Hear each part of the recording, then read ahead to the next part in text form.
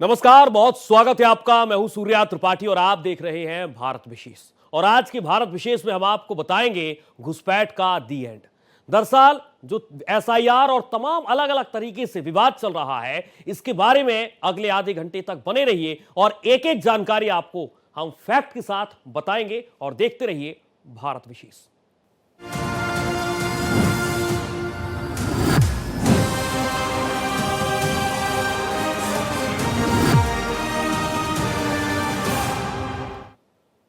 दरअसल प्रधानमंत्री नरेंद्र मोदी के नेक्स्ट पॉलिटिकल बैटल की जमीन तैयार हो गई है। ममता बनर्जी से लेकर अखिलेश यादव, राहुल गांधी, ये सब एक लाइन में आ गए हैं। ममता एसआईआर का जमकर विरोध कर रही हैं, तो अखिलेश यादव भी एसआईआर पर अपना विरोध जता रहे हैं और राहुल गांधी पहले से ही इसके खिलाफ है। 9 राज्यों और 3 केंद्र शासित प्रदेशों में एसआईआर चल रहा है, लेकिन सबसे ज्यादा विरोध पश्चिम बंगाल में हो रहा है।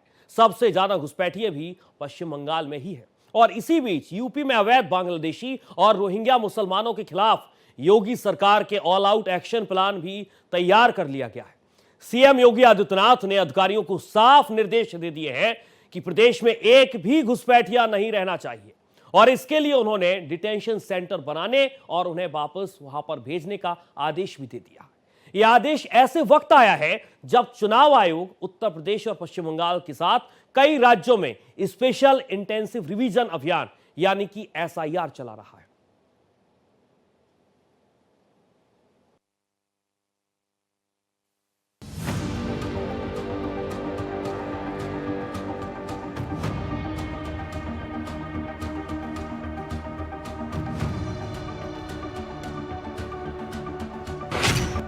बिहार में बंद घुसपैठ चैप्टर, अब यूपी टू बंगाल कदर।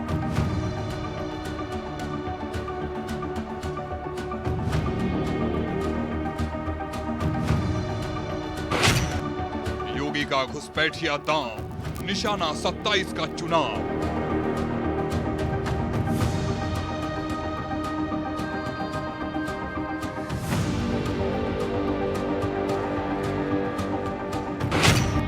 पश्चिम बंगाल और यूपी की लड़ाई घुसपैठिए पर आई।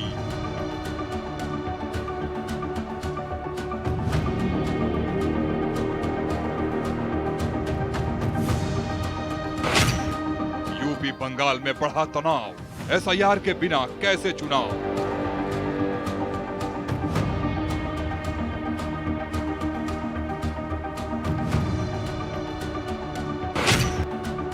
बीजेपी का मेगा प्लान, यूपी से पहले बंगाल।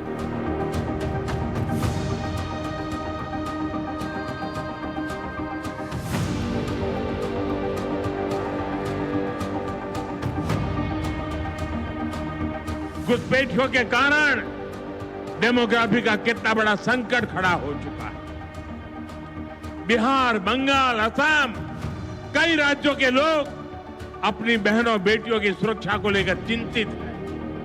इसलिए ही मैंने लाल किले से डेमोग्राफी मिशन की घोषणा की है। लेकिन वोट बैंक का स्वार्थ देखिए, कांग्रेस, आरजेडी और उसके इकोसिस्टम के लोग घुसपैठियों की वकालत करने में जुटे हैं, उन्हें बचाने में लगे हैं और बेशर्मी के साथ विदेश से आए घुसपैठियों को बचाने के लिए ये नारे लगा रहे हैं, यात्राएं निकाल रहे हैं। ये लोग बिहार और देश के संसाधन और सुरक्षा दोनों को दांव पर लगाना चाहते हैं। एसआईआर पूरे होने के बाद बिहार में नई सरकार बन चुकी है, तो अब कुल 12 राज्यों में एसआईआर की प्रक्रिया चल रही है। जिन राज्यों में वोटर लिस्ट में सुधार चल रहा है, उनमें यूपी और पश्चिम बंगाल भी शामिल हैं। उत्तर प्रदेश के मुख्यमंत्री योगी आदित्यनाथ ने अवैध रोहिंग्या और बांग्लादेशी घुसपैठियों के खिलाफ निर्णायक जंग छेड़ दी है। मुख्यमंत्री योगी आदित्यनाथ ने अधिकारियों को साफ साफ निर्देश दिए हैं कि प्रदेश में एक भी घुसपैठिया नहीं रहना चाहिए। इसके लिए उन्होंने डिटेंशन सेंटर बनवाने और उन्हें वापस भेजने का आदेश दिया है। वहीं राजनीतिक गलियारों में इस कदम को सीधे सीधे असम के मुख्यमंत्री हिमंत बिस्वा शर्मा के मॉडल से जोड़कर देखा जा रहा है। जानकारों का मानना है कि 2027 के विधानसभा चुनाव से पहले योगी सरकार यूपी को घुसपैठ मुक्त बनाने का जो संकल्प ले रही है, वो सिर्फ प्रदेश तक सीमित नहीं है। ये कवायद 2026 में होने वाले पश्चिम बंगाल विधानसभा चुनाव के लिए भी बड़ी रणनीति का हिस्सा मानी जा रही है। पश्चिम बंगाल में एसआईआर का बड़ा असर। बिहार में स्पेशल इंटेंसिव रिवीजन के जरिए बांग्लादेशी और रोहिंग्या घुसपैठियों की पहचान करने का जो मुद्दा उठा, वो पश्चिम बंगाल इसका केंद्र बिंदु बन गया। पश्चिम बंगाल से ज्यादातर बांग्लादेशी जिनका मौजूदा मतदाता सूची में नाम नहीं है, उनका हुजूम भारत बांग्लादेश सीमा पर उमड़ पड़ा है और वे अपने देश वापस जाने को तैयार हैं। और तो और एसआईआर के डर से सैकड़ों लोग लापता हो गए हैं। कई गांव पूरी तरह खाली हो गए हैं। घुसपैठ प्रभावित इलाकों में सन्नाटा पसरा है। इस बीच घुसपैठियों का मामला उस समय तूल पकड़ लिया जब पिछले महीने 22 नवंबर को उत्तर प्रदेश के मुख्यमंत्री योगी आदित्यनाथ ने यूपी के सभी जिलाधिकारियों को आदेश दिया कि बांग्लादेशियों की पहचान के लिए व्यापक अभियान चालू किए जाएं और उन्हें डिटेंशन सेंटर में भेज दिया जाए। स्पेशल इंटेंसिव रिवीजन एसआईआर से लेकर उत्तर प्रदेश के आदेश तक को विपक्ष ने सत्ता पक्ष का चुनावी लाभ उठाने का कदम करार दिया। इस पर यूपी की पॉलिटिक्स पूरी तरह गर्मा गई है। समाजवादी पार्टी के अध्यक्ष अखिलेश यादव कह रहे हैं कि एसआईआर के बहाने हर विधानसभा सीट पर 50,000 वोट काटने की साजिश हो रही है। तो यूपी कांग्रेस के अध्यक्ष अजय राय ने पूछा कि सीएम योगी के 8 साल के शासन के दौरान कितने घुसपैठियों के खिलाफ एक्शन लिया गया, जबकि बीजेपी इसे इस प्रक्रिया को जायज ठहरा रही है। जिस प्रकार की घुसपैठ ये लोग करवा रहे हैं बांग्लादेशी घुसपैठियों का, जिस प्रकार की घुसपैठ इन लोगों ने रोहिंग्या का झारखंड के अंदर कराना प्रारंभ किया है, अगर डेमोग्राफी चेंज इसी प्रकार की होगी, आज ये लोग यात्रा रोक रहे हैं। बहनों और भाइयों, आने वाले समय में घरों के अंदर घंटी और शंख भी नहीं बजाने देंगे। वहीं उत्तर प्रदेश के मुख्यमंत्री योगी आदित्यनाथ ने अवैध रोहिंग्या और बांग्लादेशी घुसपैठियों के खिलाफ अब तक की सबसे बड़ी कठोर कार्रवाई का ऐलान कर दिया है। वरिष्ठ अधिकारियों के साथ हुई हाई लेवल बैठक में सीएम योगी ने साफ शब्दों में कहा, उत्तर प्रदेश में एक भी अवैध घुसपैठिया नहीं रहना चाहिए। इसके लिए तत्काल डिटेंशन सेंटर बनाने और सभी पहचाने गए घुसपैठियों को वापस उनके मूल देश भेजने की प्रक्रिया शुरू करने के सख्त निर्देश दिए गए हैं। इसके साथ ही सीएम योगी ने प्रदेशवासियों के नाम एक चिट्ठी लिखकर सभी को इसमें सहयोग करने की अपील की है। सीएम योगी ने अपने सोशल मीडिया अकाउंट एक्स पर योगी की बातें लिखकर घुसपैठियों पर सख्त एक्शन का संकेत दिया है। उन्होंने लिखा, मेरे सम्मानित प्रदेशवासियों, उत्तर प्रदेश की सुरक्षा, सामाजिक संतुलन और सुदृढ़ कानून व्यवस्था हमारी सर्वोच्च प्राथमिकता है। देश भर में एसआईआर अभियान चलाया जा रहा है। उत्तर प्रदेश के मुख्यमंत्री योगी आदित्यनाथ खास तौर पर घुसपैठियों को लेकर बेहद सख्त है। आज लखनऊ की जो महापौर हैं सुबह खरकवाल हैं, वो आज हजरतगंज इलाके में हैं और लोगों से मिल रही हैं। योगी की पाती दी जा रही है लोगों को और इसके जरिए लोगों को जागरूक किया जा रहा है। क्या जागरूकता है, हमसे बात करेंगे। मैडम, क्या जागरूकता है, इसके जरिए क्या कुछ करना चाहिए? देखिए, लखनऊ में बांग्लादेशी रोहिंग्या बहुत अधिक संख्या में है। मैंने एक साल से इस पे अभियान चलाया था। जब मेरे कर्मचारी अधिकारी 2 महिला अधिकारियों से मारपीट की थी, उस दिन मैंने अभियान चलाया था। उस दिन 50 परिवार लखनऊ से बाहर मैंने उसी समय कर दिया था। उसके बाद लगातार ये अभियान चलता रहा। नगर निगम में भी सफाई होती रही इस विषय में। और आज जो है, कल माननीय मुख्यमंत्री जी ने भी पत्र दिया है, तो मैं योगी की पाती ले करके हर घर पहुंचाऊंगी। लगातार पहुंचा रही हूं और अब ये मुहिम आज से शुरू हो गई। हर दिन इस मुहिम में आपके साथ साथ लखनऊ की जनता का भी सहयोग चाहिए। देखिए, हमें थोड़े से लाभ के लिए अपने देश का नुकसान नहीं करना चाहते। आने वाले समय में 15 से 20 साल बाद अगर हम इस समय सतर्क नहीं हुए तो 15 से 20 साल बाद स्थिति बहुत खराब हो जाएगी। हिंदुत्व के एजेंडे को धार। हाल ही में संपन्न बिहार चुनाव में योगी आदित्यनाथ का स्ट्राइक रेट बेहद प्रभावी रहा है। बीजेपी और आरएसएस के सूत्रों का कहना है कि भगवाधारी योगी का चेहरा हिंदुत्व के एजेंडे को धार देने में सबसे मजबूत हथियार साबित हो सकता है। पश्चिम बंगाल में भी यही फॉर्मूला दोहराने की तैयारी है। अगले साल यानी 2026 में असम, केरल, तमिलनाडु, पश्चिम बंगाल और केंद्र शासित पुडुचेरी में विधानसभा चुनाव होने हैं। योगी सरकार के इस कदम का सबसे ज्यादा असर असम, पश्चिम बंगाल और केरल पर पड़ेगा, जहां घुसपैठ और डेमोग्राफी बदलाव लंबे समय से सामाजिक राजनीतिक बहस का विषय बने हुए हैं। हालांकि ये एक बड़ा मुद्दा है, लेकिन बीजेपी को छोड़कर अन्य राजनीतिक दलों ने इसे अपने एजेंडे में प्रमुखता से जगह नहीं दी है। लखनऊ की तमाम वो बस्तियां जहां पर ऐसे लोग रहते हैं जो झुग्गी झोपड़ी बनाकर रहते हैं, वो नगर निगम के लिए काम करते हैं या ऐसे काम करते हैं जो दिनचर्या में मजदूरी जैसे कहा जा सकता है, ऐसे वो लोग हैं शहर के अलग अलग इलाकों में ऐसी झुग्गी में रहते हैं, झोपड़ियों में रहते हैं, लेकिन इनका कोई स्थायी निवास नहीं है। लेकिन रहने वाले कहाँ के हैं इसकी जानकारी है वो पुलिस की तरफ से जुटाई जा रही है। मुख्यमंत्री योगी आदित्यनाथ ने बाकायदा इसके लिए सख्ती बरती है कि ऐसे घुसपैठिए हैं जो यहाँ पर गलत तरीके से रह रहे हैं, उनकी पहचान की जाए और उन पर आगे कार्रवाई है वो क्या कुछ की जाएगी, उसको लेकर अभियान चलाया जा रहा है। लखनऊ पुलिस इस वक्त राजधानी लखनऊ के अलग अलग इलाकों में जिस तरीके से उनको चेक कर रही है, उनको जांच रही है, ये अभियान लगातार चल रहा है। अभी हाल ही में जिस तरीके से लगातार इसको लेकर अभियान शुरू किया गया है, पुलिस ऐसी बस्तियों में जा रही है, उनके दस्तावेजों को चेक कर रही है कि वो जो लोग हैं वो यहाँ पर कब से रह रहे हैं, उनके जो परिवार के पहले के लोग यानी उनके पिता वो कहाँ के रहने वाले हैं, ताकि जानकारी हो सके कि वो क्या भारत के ही रहने वाले हैं या किसी और देश से तो यहाँ पर छुपकर गलत नाम से तो यहाँ नहीं रह रहे हैं। उन्होंने जो दस्तावेज बनवाए हैं वो कब से बनवाए गए हैं, उनको चेक किया जाए। आप देख सकते हैं कि यहाँ पर जो परिवार के लोग हैं वो यहाँ पे रह रहे हैं। सवाल उठता है कि क्या संघ और बीजेपी हिंदुत्व के साथ साथ घुसपैठ के मुद्दे को राष्ट्रवादी लहर में बदलने की रणनीति पर काम कर रहे हैं और इसके लिए नई पीढ़ी के नेताओं, खासकर योगी आदित्यनाथ का इस्तेमाल कर रहे हैं। घुसपैठ का मुद्दा बीजेपी की जीत का हथियार। 2025 में हुए महाराष्ट्र, हरियाणा, दिल्ली और बिहार विधानसभा चुनाव में घुसपैठ, डेमोग्राफी, असंतुलन बड़ा मुद्दा रहा। राजनीतिक विश्लेषकों के मुताबिक दिल्ली में अरविंद केजरीवाल की आम आदमी पार्टी को मिली करारी शिकस्त के पीछे ये एक बड़ा कारण था। इन चुनावों में प्रधानमंत्री मोदी और गृह मंत्री अमित शाह की जोड़ी ने सीएम योगी आदित्यनाथ का रणनीतिक इस्तेमाल किया। बांग्लादेश में शेख हसीना सरकार के पतन के बाद वहां हिंदुओं और उनके धर्मस्थलों पर हमले बढ़े। इसका सीधा असर भारत के सीमावर्ती राज्यों पश्चिम बंगाल, असम, झारखंड और पूर्वोत्तर के अन्य राज्यों पर पड़ा। बीजेपी ने पूरे देश में घुसपैठ और डेमोग्राफी असंतुलन को राष्ट्रीय मुद्दा बनाने के साथ साथ अलग अलग राज्यों में चुनावी प्रयोग किए, जो हिंदुत्व के साथ राष्ट्रवाद की भावना को भी बल देता है और व्यापक रूप से सर्वस्वीकार्य है। यूपी में बड़े पैमाने पर घुसपैठिए मौजूद। 2017 में सत्ता संभालते ही योगी आदित्यनाथ ने विदेशी नागरिकों की पहचान और उन्हें वापस भेजने के आदेश दिए थे। कई सूत्रों के मुताबिक उत्तर प्रदेश में बड़े पैमाने पर घुसपैठिए हैं। कई अभियानों के जरिए घुसपैठिए पकड़े भी गए।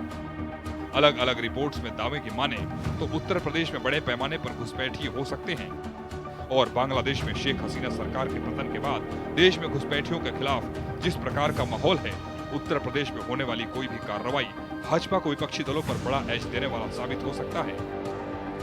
देश भर में एसआईआर अभियान लगातार जारी है और उसके साथ में आपको बता दें कि जिस तरह से खासतौर पर उत्तर प्रदेश में घुसपैठियों को लेकर उत्तर प्रदेश के मुख्यमंत्री योगी आदित्यनाथ की सख्ती का असर है कि पूरे उत्तर प्रदेश में तमाम वो ऐसी बस्तियां जिन बस्तियों में ऐसे लोग रहते हैं जिन पर घुसपैठी होने का संदेह है, उसको लेकर लगातार काम किया जा रहा है। क्या नाम है आपका?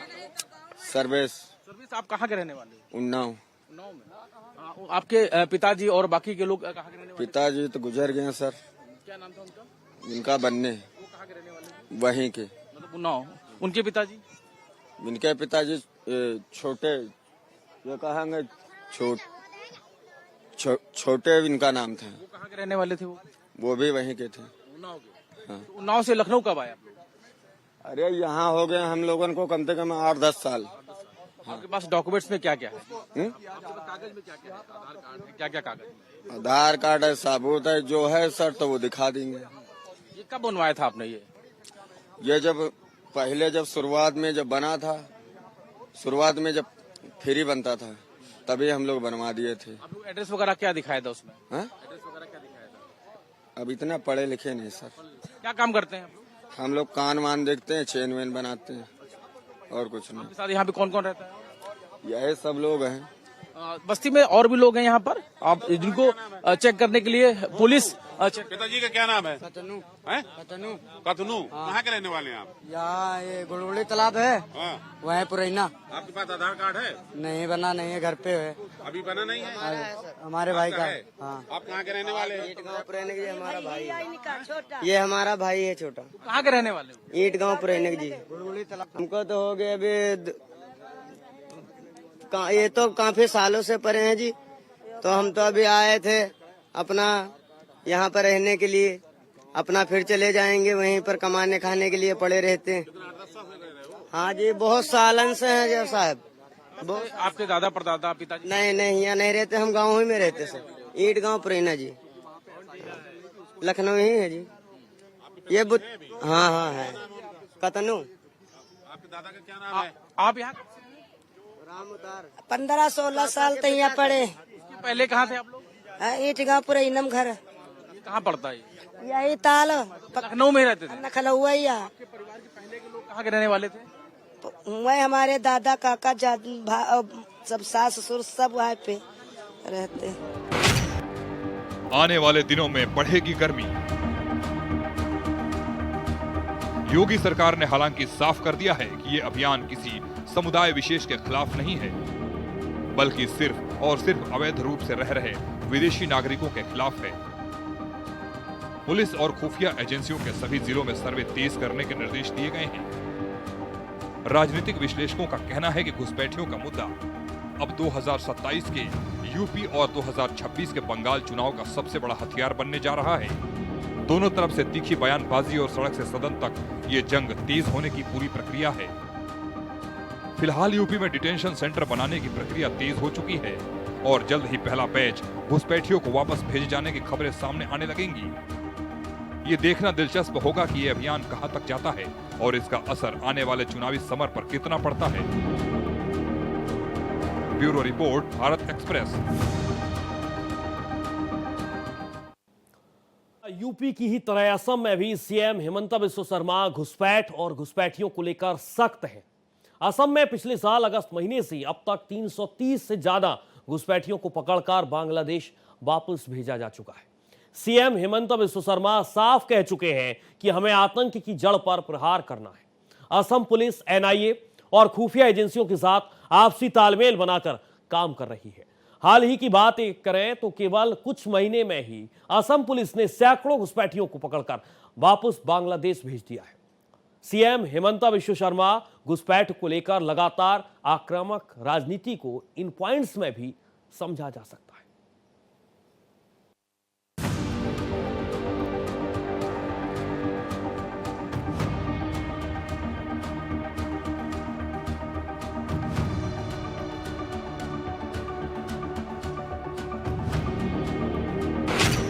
असमिया अस्मिता। असम की सियासत में जातीय और वर्गीय आधार से कहीं अधिक मजबूत है असमिया अस्मिता। सीएम हिमंत इस सीमावर्ती राज्य में घुसपैठ को लेकर आक्रामक पॉलिटिक्स कर रहे हैं। घुसपैठियों के खिलाफ पूर्वोत्तर से उत्तर तक बीजेपी का सबसे मुख्य चेहरा बन गए हैं। उसके पीछे कहीं न कहीं असमिया अस्मिता का भी रोल है। घुसपैठ का मुद्दा असमिया और गैर असमिया के आसपास ही है। सीएम हिमंत घुसपैठ को लेकर आक्रामक पॉलिटिक्स के जरिए असमिया अस्मिता की मुखर आवाज मानने जाने लगे हैं। डेमोग्राफी। साल 2021 की जनगणना के मुताबिक असम में असमिया भाषा बोलने वाले 1,51,00,000 लोग थे। प्रदेश की कुल जनसंख्या 3,12,00,000 थी। यह हिस्सा करीब 48% पहुंचता है। बांग्ला बोलने वालों की संख्या तब 90,24,000 थी, जिसमें हिंदू और मुस्लिम दोनों ही शामिल थे। आबादी के अनुपात में यह करीब 29% है। सीएम हिमंत बिस्वा शर्मा ने गैर असमिया आबादी बढ़ने को लेकर कहा था कि सरकार की इस पर नजर है। बीजेपी और असम गण परिषद एजीपी ने देश की अखंडता और सुरक्षा के लिए खतरा, सीमावर्ती क्षेत्रों में डेमोग्राफी बदलने की साजिश बताते हुए घुसपैठ के खिलाफ अभियान छेड़ रखा है। असम समझौता। असम समझौते के साथ ही अप्रवासी अधिनियम भी घुसपैठ के मुद्दे पर आक्रामक पॉलिटिक्स के लिए आधार प्रदान करता है। इन दोनों में ही घुसपैठियों को असम से बाहर निकालने की बात है। अभी क्या करना है? बोले सर अभी कुछ नहीं कर सकता हूं, इसलिए 1 लाख एकड़ जमीन अभी कब्जा में है और इतना जमीन खाली करने के लिए असम में बुलडोजर भी नहीं है, पुलिस भी नहीं है। आगे जमीन कब्जा ना हो इसी का ही हमें चिंता करना है। मैंने अधिकारियों को सुना और मैंने रात में सोचा, अगर मैं मुख्यमंत्री हूं और ये 1 लाख एकड़ जमीन मैं घुसपैठियों से मुक्त नहीं करता हूं, मेरा मुख्यमंत्री रहने का अधिकार है कि नहीं है?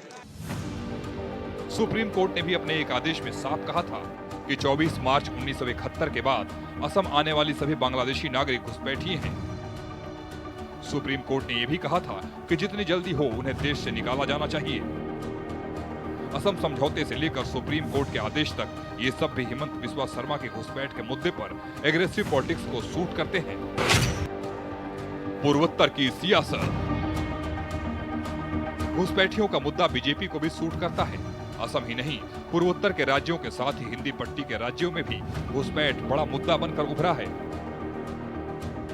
बीजेपी हाल के वर्षों में पूर्वोत्तर की सियासत में मजबूती से पैर जमाने में सफल रही है, तो इसके पीछे असम के सीएम हिमंत के नाम की चर्चा होती है। हिमंत को पूर्वोत्तर की सियासत का चाणक्य कहा जाने लगा है। उनकी इस नई इमेज के पीछे घुसपैठ के खिलाफ आक्रामक राजनीति प्रमुख वजह बताई जाती है।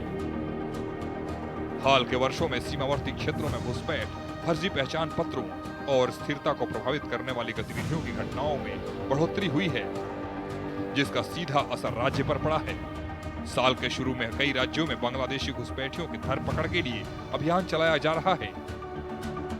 देश भर में कई जगह से अवैध प्रवासियों की गिरफ्तारी की नियमित खबरें आती रहती हैं।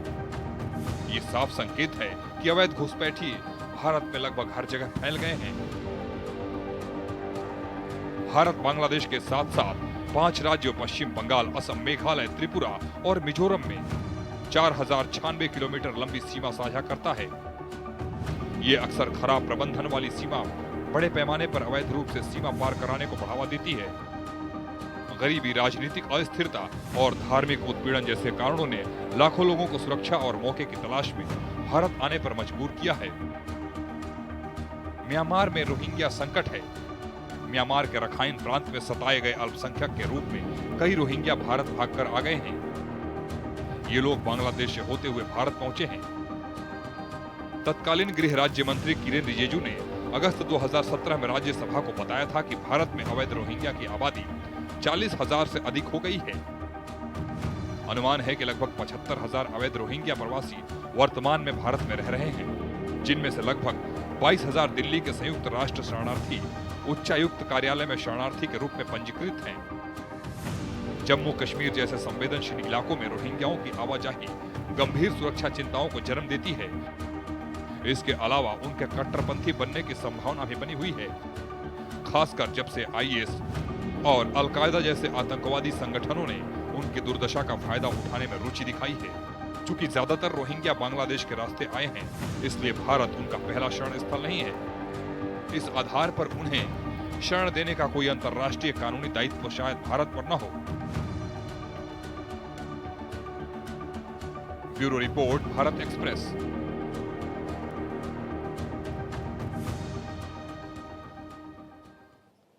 तो फिलहाल भारत विशेष में आज के लिए इतना ही। देश और दुनिया की तमाम खबरों के साथ आप देखते रहिए भारत एक्सप्रेस।